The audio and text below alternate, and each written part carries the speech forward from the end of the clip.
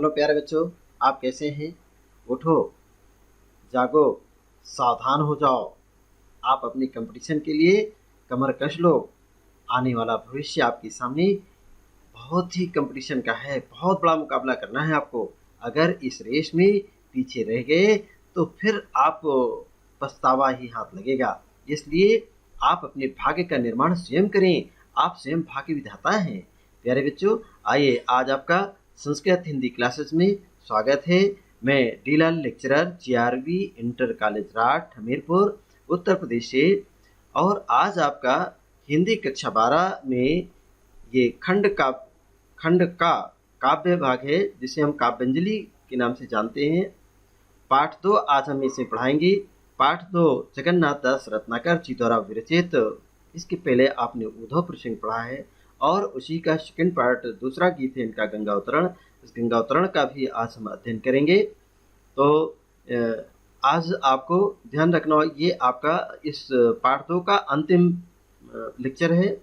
इसके पहले हमने आपको पूरे लेक्चर, जैसे जगन्नाथ दास रत्नाकर जी का हमने जीवन परिचय, काव्य सौंदर्य और काव्यगत विशेषताएं, साहित्यिक विशेषताएं, और इसके बाद दूसरा लेक्चर हमने तैयार किया जो जगन्नाथ दास रत्नाकर जी द्वारा विरचित उद्धव प्रसंग। इसके 2 पीडीएफ हैं जिसमें व्याख्या आपको बताई गई हैं और काव्य सौंदर्य भी बताया गया उसका। उसके बाद गंगा अवतरण को भी आपको पूरे पाठ को पढ़ाया गया और उसकी व्याख्या की गई, उसका काव्य सौंदर्य बताया गया। अब पाठ पर आधारित इसके प्रश्न, कैसे पेपर में गंगा अवतरण से प्रश्न पूछे जाते हैं और उन प्रश्नों का उत्तर आप कैसे देंगे, इस बात का हमने तैयार किया। आज इस पर हम विशेष रूप से चर्चा, बहुत इंपॉर्टेंट ये लेक्चर है और बहुत ध्यान से इसको सुनने की, समझने की जरूरत है। आप देख रहे होंगे आपके पेपर में जैसे पूछा जाता है, और ये जो पद्यांश दिया गया है, इस पद्यांश पर आधारित ये आपके 5 प्रश्न दिए गए हैं। इन 5 ये सेम पेपर में आपको आएगा कि दिए गए पद्यांश पर आधारित प्रश्नों के उत्तर दीजिएगा। सभी के अंक उसके सम्मुख वर्णित थे, या दिए गए सभी प्रश्नों के उत्तर 7 नंबर है। तो इसको आप ध्यान से पहले पढ़ेंगे, पढ़ने के बाद इसमें जो प्रश्न पूछे गए हैं उन प्रश्नों के उत्तर दिए जाएंगे। आप देख रहे होंगे, कृपा निधान सुजान शंभुहिय की गति जानी, दियो शीस पर ठाम बाम करी के मन मानी, शकुचति ऐचति अंग गंग सुख संग लजानी, सकुचति ऐचति अंग गंग सुख संग लजानी।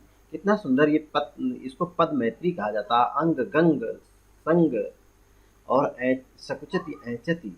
आप देख रहे हैं, जानी मनमानी लजानी समानी, ये अंत्या अनुप्रास के सुंदर उदाहरण है बेटा। तो प्रस्तुत काव्य में अंत्या अनुप्रास अलंकार है। आप देखेंगे पहला हम प्रश्न, इसके बाद आपने पढ़ लिया, तो पढ़ने के बाद इसका संक्षेप में इसका अर्थ भी समझ दें। कृपा निधान, कृपा के सागर, सुजान बहुत ही सरल हृदय वाले, शंभु अर्थात भगवान शंकर के ये बने उनके हृदय की गति, उनकी चाल को, उनकी बात को जान गए, और जान करके जैसे ही गंगा जी की मन की बात को कौन जान गए, शंकर, भगवान शंकर जी उनकी बात को समझ गए कि गंगा जी क्या चाहती हैं। तो उन्होंने दियो शीश पर ठाम, अर्थात अपने शीश में, जटाओं के सिर पर उनको अपना उनको निवास स्थान दिया, और बाम करके मन मानी, अर्थात मन ही मन विचार करके, सोच विचार करके उन्होंने उनको अपने सिर पर स्थान दिया। तो गंगा जी बहुत ही प्रसन्न हुई, और प्रसन्न होकर के वो उन्होंने क्या किया, उस जटाजूट में उनको समाहित होने के लिए क्या करना, सकुचति, अपने आप को संकुचित किया, बहुत लज्जा के साथ, बड़े प्रेम से। वो ऐचति अंग गंग, गंगा जी ने अपने अंगों को सिकोड़ करके उन्होंने बड़े सुख के साथ, आनंद के साथ उनके संग में समाहित अर्थात लीन हो जाती है। जटाजूट हिमकूट, उस जटाजूट में अर्थात जटा का, बालों का जो जूड़ा बना हुआ था, उसको जटाजूट का हिमकूट, अर्थात हिमकूट हिमालय पर्वत की तरह वो सघन, उसमें सिमट करके वो उसी में समाहित हो जाते हैं। आप इसमें प्रश्न पूछा गया है, दिए गए पद्यांश के शीर्षक एवं रचनाकार का नाम लिखिएगा। तो कैसे आप इसमें जानेंगे कि किस पाठ से लिया गया है, इस पाठ का शीर्षक क्या है?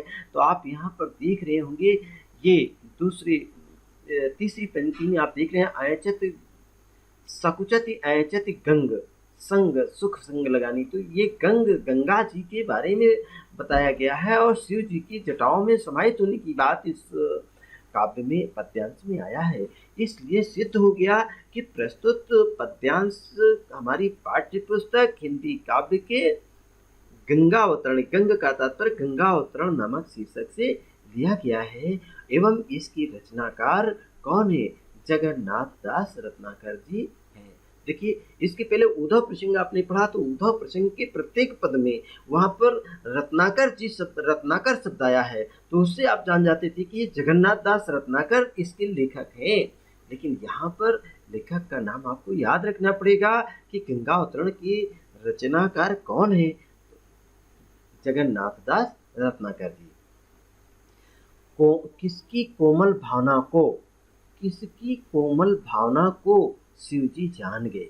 अर्थात गंगा जी के वो श्री भगवान शंकर जी के सामने कौन आई थी, कौन प्रकट हुई थी, कौन भगवान शंकर जी के सौंदर्य को देख करके उन पर मोहित आकर्षित हो गई थी, वो कौन थे? तो आप समझ गए होंगे, गंगा जी थी। अर्थात गंगा जी की कोमल भावना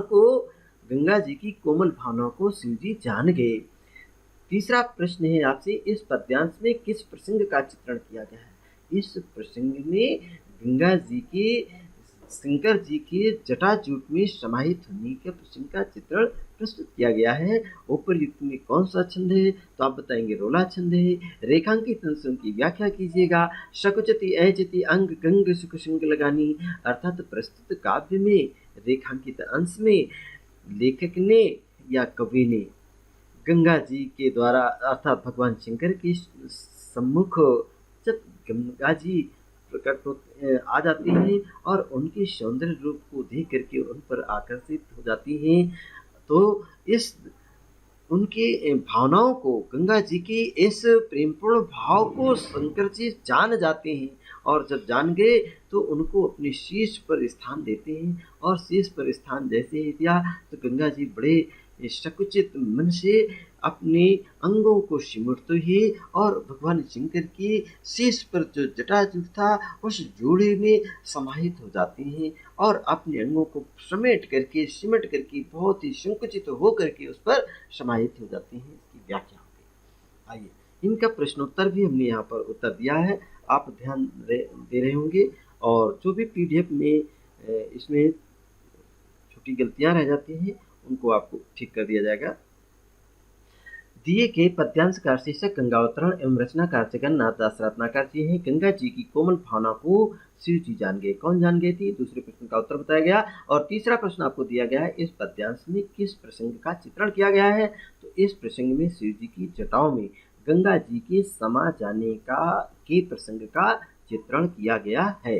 बहुत सटीक उत्तर आपने दिया। और चौथा प्रश्न है, उपर्युक्त पद्यांश किस छंद में है? तो यहाँ पर उपर्युक्त पद्यांश में रोला नामक छंद है।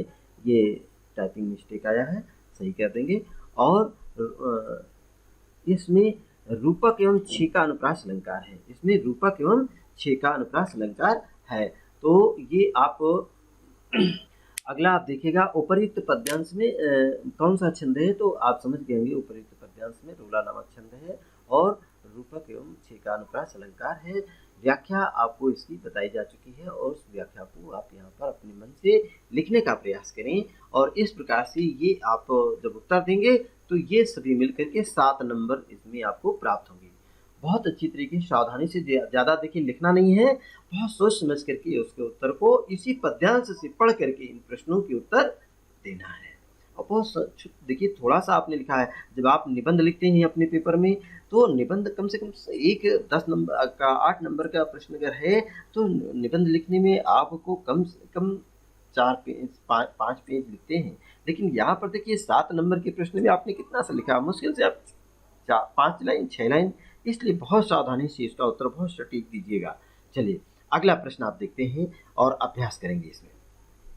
ये अगला प्रश्न आपके सामने उपस्थित है, इसको आप ध्यान से देखेंगे। भई थकित छवि, भई थकित छवि चकित, हेरी हर रूप मनोहर। अरे कौन छक गए थे, कौन थकित माने भई थकित छवि, अर्थात उनकी छवि को देख करके कौन मतलब एक आश्चर्यचकित हो गई। हेरी हर रूप मनोहर, किसके रूप को मनोहर, किसके रूप को देख करके, हर रूप भगवान शंकर के सौंदर्य रूप रूप को उसके उनकी मनोहारी शोभित हो जाती है।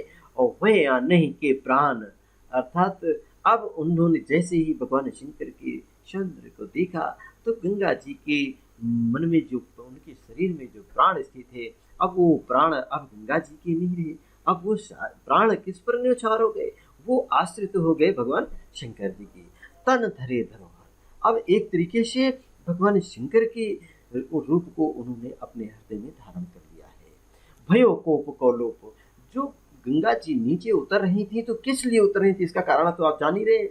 बेटा गंगा जी का इस पृथ्वी पर उतरने का कारण था महाराजा सगर के जो 60,000 पुरखे जलकर खाक हो गए थे, उनके ताप को नष्ट करने के लिए, जलाने के लिए, दूर करने के लिए वो नीचे आ रही थी और उन पर उन्होंने एक जैसे आक्रमण चढ़ाई कर दी हो, ऐसा वो दृश्य, अर्थात उनके अंदर एक रोष था, उत्साह था, जिसे जोश कहते हैं। उस उत्साह और जोश के साथ वो नीचे की ओर आ रही थी। लेकिन जैसे ही भगवान शंकर जी के मनोहर रूप को देखा, वैसे ही उनका कोप का लोप हो गया, उनके क्रोध का नाश हो गया। और क्रोध का नाश होते ही उनके मन में चिकनाई क्या चढ़ी, चित चिकनाई चढ़ी। कितना सुंदर उदाहरण देखिए यहाँ पर दिया गया, अनुप्रास अलंकार की सुंदर छटा है। चित चिकनाई चढ़ी कढ़ी, अरे चढ़ी भी कढ़ी भी, देखिए कितना सुंदर है। और चित चिकनाई, तो उनके मन में कैसी चिकनाई, वो प्रेम पूर्ण चिकनाई, वो ऐसी उनका हृदय मन जो है चिकनाई में फिसल गया और वो भगवान शंकर के सामने वो उन पर उनका सारा गुस्सा दूर हो गया और उनके मनोहारी इस दृश्य को देख करके वो प्रेम पूर्ण उनमें समाहित हो जाने का, उनमें लीन होने का भाव उनके अंदर प्रकट होता है। इसलिए प्यारे बच्चों, इसका संक्षिप्त में अर्थ बताया गया। गंगा की प्राण एवं क्रोध के संबंध में क्या बताया गया, गंगा की प्राण के संबंध में बताया गया कि गंगा के शरीर में अब प्राण उनके नहीं बल्कि वो भगवान शंकर के आश्रित हो गए। एवं क्रोध का नाश हो गया है, क्रोध का क्या हो गया, क्रोध का लोप हो गया, क्रोध गुस्सा गायब हो गया भैया। अब क्या हो गया, क्रोध नाश हो गया और उन पर भगवान शंकर के प्रति प्रेम भाव जागृत हो गया। अब वो उनके प्रेम के वशीभूत हो गई। अगला देखिएगा, गंगा के मन में क्या इच्छा उत्पन्न हो गई, अरे उनकी इच्छा को उत्पन्न करने के लिए चित चिकनाई चढ़ी, स्पष्ट हो गया, चित चिकनाई में चढ़ गई, अर्थात उनके मन में, उनके चित्त में भगवान शंकर के प्रति प्रेम भाव जागृत हो गया। इसलिए कहाँ वीर रस था और मतलब एक ही क्रोध को, जहाँ पर क्रोध नामक स्थायी भाव, विभाव, अनुभाव, संचारी भाव होता है, वहां पर कौन सा होता है, रौद्र रस होता है। लेकिन उस रौद्र रस का नाश हो गया, क्रोध वीर रस का नाश हो गया, गायब हो गया। अब उनके अंदर श्रृंगार रस की रति भाव जागृत हो गया। और जहाँ काव्य में रति नामक स्थायी भाव, विभाव, अनुभाव, संचारी भाव होता है, से पुष्ट होकर रस रूप में प्रकटित होता है, वहां पर श्रृंगार रस होता है। आज प्रस्तुत काव्य में श्रृंगार रस में मतलब इधर किस तरीके से रौद्र इसमें परिवर्तित हो गया श्रृंगार रस में। आइए प्रस्तुत पंक्तियों में देखिए, प्रस्तुत पंक्तियों में किसके प्रति गंगा के अनुराग का अनुपम चित्रण किया गया है, अरे भगवान शिव जी के प्रति, किसके प्रति, शिव जी के प्रति गंगा के अनुराग का अनुपम चित्रण वर्णन किया गया। उत्तर इसका कंप्लीट हो गया। अब आप देखिएगा, इन प्रश्नों के उत्तर आपको इस प्रकार से देना है। देखिए ये उत्तर है, उपर्युक्त पद्यांश का शीर्षक गंगावतरण एवं रचनाकार जगन्नाथ दास रत्नाकर जी हैं। व्याख्या आपको इसकी बताई जा चुकी है। और गंगा, तीसरा प्रश्न पूछा, गंगा के प्राण एवं क्रोध के संबंध में क्या बताया गया है, तो आप बताएं गंगा के प्राण एवं क्रोध के संबंध में कहा गया है कि गंगा के प्राण अब शिव जी की धरोहर मात्र रह गए हैं। किसकी धरोहर, अर्थात शिव जी की धरोहर के रूप में रह गए उनके प्राण, अब वो गंगा जी के प्राण नहीं रहेंगे। और संपूर्ण क्रोध अब शांत हो गया है। क्रोध क्या हो गया, क्रोध शांत हो गया। चलिए, चौथा प्रश्न पूछा गया, गंगा के मन में क्या इच्छा उत्पन्न हो गई? तो अब तक गंगा के मन में यह इच्छा उत्पन्न हो गई कि वह शिव जी के पास ही विश्राम करें तथा उनके अनुपम रूप दर्शन करते रहें। ये भाव इनके मन में ये इच्छा उत्पन्न हुई। प्रस्तुत पंक्तियों में किसके प्रति गंगा के अनुराग का अनुपम चित्रण हुआ है? तो प्रस्तुत पंक्तियों में भगवान शिव के प्रति गंगा की अनुराग का अनुपम चित्रण हुआ है। यह आप उत्तर इसके मिल गए होंगे और आप संतुष्ट हो गए होंगे। इसमें देखिए, कभी कभी ये भी पूछ लिया जाता है कौन सा छंद है, तो आप बताएंगे रोला नंबर नामक छंद है। कौन सा अलंकार है? अनुप्रास अलंकार, रूपक अलंकार। और अनुप्रास में भी आप चाहें तो बता सकते हैं कि छेका अनुप्रास है, वृत्या अनुप्रास है, और इसमें भाषा इसकी व्रज है, संयोग श्रृंगार रस है। इस प्रकार से इनके अन्य प्रश्न छोटे छोटे से अगर पूछे जाते हैं तो बताए गए हैं, आप ध्यान रखेंगे। चलिए, इसके बाद प्यारे बच्चों अब हम अगला एक प्रश्न देते हैं जिस पर आपको अध्ययन करना है और उसके प्रश्न को उत्तर देना है। आइए, ये आप देख रहे होंगे, हमने बनाया है, इसमें अगला प्रश्न दिया है। ऐसे ही ये प्रश्न पेपर में छपा होगा और प्रिंट होगा, उसमें लिखा होगा है दिए गए पद्यांश को पढ़ करके नीचे दिए गए प्रश्नों के उत्तर दीजिए। तो ये नीचे दिए गए प्रश्न हैं और इनको आप समझ रहे होंगे। पहला प्रश्न पूछा गया है, उपर्युक्त पद्यांश के शीर्षक एवं कवि का नाम लिखिए। दूसरा प्रश्न है, रेखांकित अंश की व्याख्या कीजिए। तीसरा प्रश्न है, गंगा जी कहाँ से निकली हैं? तो गंगा जी, ये आपको बताना पड़ेगा। महामेघ मिल मनहु एक संग गए सब गरजे में कौन सा अलंकार है? अरे मनहु जन जानहु जब आएगा तो कौन सा अलंकार होगा? आप समझ गए होंगे। हम बार बार आपको बताते हैं, जहाँ काव्य में जन जानो मन मानो आदि शब्द आ जाए तो वहां पर उत्प्रेक्षा अलंकार होता है। और महामेघ मिल मनहु, आप देख रहेंगे, ये महा में माँ, मिल में महामेघ में माँ वर्ण की आवृत्ति, मिल में माँ वर्ण की आवृत्ति और मन। तो चलिए अब आप देखेंगे किसकी धमक से तीनों लोग डर गए, अर्थात इसका उत्तर आपको यहाँ से मिलेगा। पढ़िए पहले इसको। निकषी कमंडल ते, निकषी कमंडल ते उमड़ नभ मंडल खंडित। कौन कमंडल से निकल रही है? निकष कमंडल ते, उमड़ करते, कैसे निकलती? उमड़ घुमड़ करके वो निकलती है और नभ मंडल को खंडित करती हुई, तोड़ती हुई वो नीचे की ओर धाई धार अपार वेग, वो बहुत तीव्र गति के धारा के रूप में अपार वेग के साथ, जिसको पार ना पाया, जैसे उस अतुलनीय गति के साथ, तीव्रता के साथ वो वायु को, पट्टी को, वायु पटल को तोड़ती चीरती हुई नीचे की ओर उतर रही हैं। भयो घोर अति शब्द, जिसमें ब्रह्मा जी की कमंडल से गंगा नदी जी निकलती हैं और जैसे ही आकाश मंडल में अपना कदम रखती हैं, उसमें भयो भयानक घोर, मतलब बहुत ही भयानक ध्वनि होती है। और उस भयानक ध्वनि के साथ, उसकी धमक से, उसकी गर्जन से तीनों लोक में भय का व्याप्त हो जाता है। और लेखक का मानना है, मानो महामेघ मिलकर के मनो एक साथ सब गरज रहे हो। इस दृश्य का यहाँ पर वर्णन किया गया है। तो प्यारे बच्चों, इसके उत्तर आप देंगे, ये हम दिए हैं और इन उत्तरों को आप समझ लें। देखिए, पहला प्रश्न आपसे पूछा गया था, उपर्युक्त पद्यांश की शीर्षक एवं कवि का नाम बताइएगा। तो यहाँ पर उत्तर दिया गया, उपर्युक्त पद्यांश का शीर्षक गंगा अवतरण है एवं कवि का नाम है, रचनाकार जगन्नाथ दास रत्नाकर जी है। प्रस्तुत पद्यांश की व्याख्या कीजिएगा या रेखांकित अंश की व्याख्या कीजिएगा। तो ये दिया गया, भयो घोर, भयो मने भया हुआ, और घोर मने भयानक, अति मने अत्यधिक, शब्द मने ध्वनि, शब्द, और धमक, कैसे धमाका की आवाज हुई और उस धमाके की आवाज से मान त्रिभुवन मने तीनों लोग तरजी मने गरज, भय खाने लगे, डरने लगे। तो तर्जे शब्द आया है, अर्थात तीनों लोग को, भूलोक, पाताल लोक, आकाश लोक, तीनों लोक में भय व्याप्त हो गया। और लेखक का मानना है कि मानो सभी में बड़े बड़े विशाल काय ये बादल एक साथ मिलकर के मानो दहाड़ रहे हो, गरज रहे हो, एक साथ मिल। रेखांकित अंश का व्याख्या भी हुई और गंगा जी की, अब देखिएगा, ये गंगा जी ब्रह्मा जी के कमंडल से निकली है। कहाँ से निकली है? ब्रह्मा जी के कमंडल से। और तीसरा प्रश्न आपसे पूछा गया, चौथा प्रश्न, महामेघ मिल मनो एक संगहि सब गरजे में कौन सा अलंकार है? तो यहाँ पर देखेंगे उत्प्रेक्षा अलंकार, अनुप्रास अलंकार का सुंदर उदाहरण है। इसमें कौन सा रस है? तो वीर रस है। कौन सा गुण है? ओज गुण है। कौन सा छंद है? रोला नामक छंद है। तो इसको आप ध्यान रखेंगे, रोला नामक ये छंद है। अब अगला आप देखिएगा वेग। तीसरा प्रश्न पूछा, पांचवा प्रश्न पूछा गया था कि किसकी धमक से तीनों लोग डर गए। तो आप बताइए, वेग के साथ गंगा जी की आगे बढ़ने पर एक भयंकर शब्द हुआ। उस भयंकर शब्द की धमक से तीनों लोग डर गए। ये इसके उत्तर है।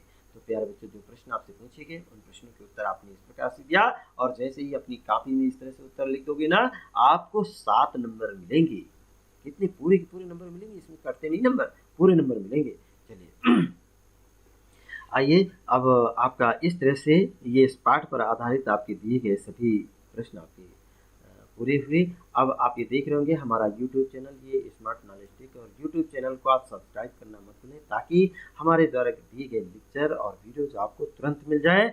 और ये आपका देख रहे हैं आरोग्य सेतु ऐप है, इसको भारत सरकार हम सभी के लिए डाउनलोड करना अनिवार्य कर दिया है। और ये व्हाट्सएप है, व्हाट्सएप में ये हमारे सारे वीडियोज और लेक्चर दिए जाते हैं। आप इसमें सर्च कर सकते हैं और मिल जाएंगे, आप इसमें भी ढूंढ सकते हैं, पढ़ सकते हैं। इसी के साथ ही हमारा ये लेक्चर समाप्त होता है। और अपना ख्याल रखें, खुश रहें, प्रसन्न रहें। इन्हीं शुभकामनाओं के साथ हम पुनः फिर मिलेंगे। तब तक के लिए आपका